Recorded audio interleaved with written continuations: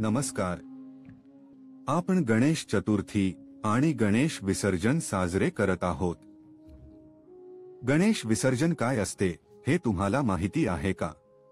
मी तुम्हाला सांगतो.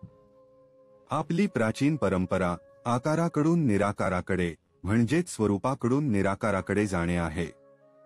गणेशाची त्याच्या बाह्य स्वरूपात पूजा केल्यानंतर आपण त्याचे विसर्जन करतो आणि उर्वरित वर्षासाठी दिव्यत्व अंतर्भूत करतो.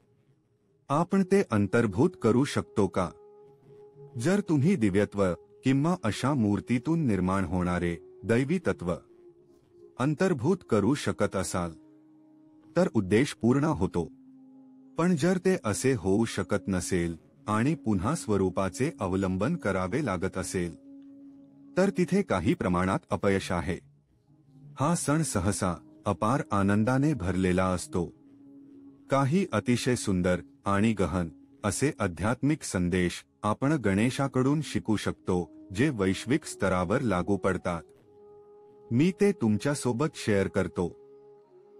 जेव्हा आपण गणेशाला पाहतो तेव्हा आपल्या सर्वांना आनंद आणि उत्साह वाटतो. तुम्ही धार्मिक असाल किंवा नसालही त्याची प्रतिमा पाहून स्मितहास्य उमटणे ही स्वाभाविक प्रतिक्रिया आहे. हा गणेशाचा पहिला संदेश आहे. आनंदी रहा, कारण केवळ आनंदच कृपेला आकर्षित करतो. आपण दुःखी असल्याची कल्पना करू शकतो का? देव तुमच्याशी संवाद साधू शकेल का? जरी त्याने कृपेचा वर्षाव केला तरी तुम्ही ते अंगीकारू शकता का आणि त्याच्याशी एक होऊ शकाल का? नाही. म्हणून देवाने तुम्हाला काहीतरी बहाल करावे यासाठी आनंदी स्थिती आवश्यक आहे. जेव्हा तुम्ही गणेशाला पाहता तेव्हा तुम्हाला तो आनंद त्याच्यापासून प्रसारित होत असल्याचे जाणवते. आपण त्याचा आणि त्याच्या जीवनाचा संदर्भ मूल्यांचे शिक्षण देण्यासाठी करतो, जसे मोठे कान व छोटेसे तोंड. याचा अर्थ आपण जास्त ऐकले व कमी बोलले पाहिजे. तो आणखी कशाचे प्रतिनिधित्व करतो? त्याचा चेहरा पशुचा, शरीर मानवाचे व कार्य दिव्यत्वाचे आहे.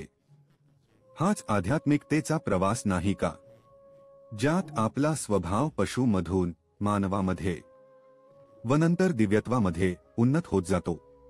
आताची अत्याधुनिक गणेश मूर्ती ही जणू काही आध्यात्मिकता व त्याही पलीकडील यात्रा बारकाईने दर्शवणारी त्रिमितीय चित्राकृती आहे. ती पशुच्या स्तरावरून सुरुवात करत परमानंदाच्याही पलीकडे जाणारी आहे. परमानंदाच्या पलीकडची अवस्था कशी वर्णावी, ज्यात व्यक्तीचे त्या चेतनास्तरावर अस्तित्वच उरत नाही, जेथून ती परमानंद नसलेल्या स्थितीशी संपर्क साधू शकेल. आपल्यामध्ये उपजत पशु वृत्ती आहे, जी या प्राणी जगातील शारीरिक जीवनाशी संबंधित असतात. आपली प्रेम करण्याची, स्वीकार करण्याची, समजून घेण्याची, क्षमा करण्याची क्षमता वाढवून आपण पशुवृत्तीवर मात करून माणूस बनतो. जसजसे पुढे जातो तसतसे आपले अस्तित्व हळूहळू दिव्य बनत जाते. त्यात आपण मानवतेच्याही पलीकडे जातो, जेणेकरून परमतत्वात विलीन होऊ शकू. त्या स्थितीत पशु, मानव व दिव्यत्व एका दिव्य व्यक्तिमत्वात एक जीव झालेले असतात. गणेश या यात्रेचे प्रतीक आहे. तो आपल्या सर्वांसाठी अस्तित्वात असलेल्या या शक्यतेचे प्रतिनिधित्व करतो. आता येतो उंदीर. गणेशासारखी विशालकाय व्यक्ती या छोट्याशा उंदरावर का बरे स्वार होत असेल? इथे तो आपल्याला उत्क्रांत होत जाणाऱ्या जीवनाचे एक सर्वात महत्त्वाचे तत्व शिकवतो. आपली आध्यात्मिक यात्रा ही पूर्णपणे आपल्या चेतनेच्या विस्ताराशी निगडित आहे आणि यासाठी आपल्या सूक्ष्म शरीरांचे विशुद्धीकरण आवश्यक असते. सूक्ष्म शरीर म्हणजे चित्त, मन, बुद्धी आणि अहंकार. विशेषतः अहंकार.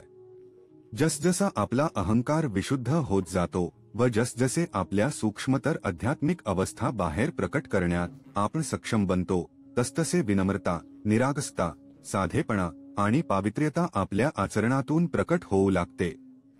ही गोष्ट गणेश आपल्याला इतक्या सुंदर व सोप्या पद्धतीने शिकवतो. आपला अहंकार इतका हलका झाला पाहिजे की छोटासा उंदीरही आपल्याला वाहून नेऊ शकेल. तो त्या निर्धास्त व आनंदी अशा समर्पण स्थितीचे प्रतीक आहे जिथे अहंकार अतिशय विशुद्ध असून दिव्य आणि वैश्विक कार्यासाठी उपयोगात आणला जातो.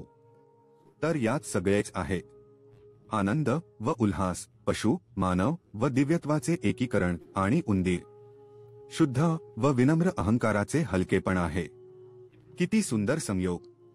गणेश सर्वांनाच प्रिय आहे, यात काहीच आश्चर्य नाही. परंतु त्याच्यावर फक्त प्रेम करण्यापेक्षा आपण त्याच्यासारखे बनण्याचा प्रयत्न करूया. धन्यवाद.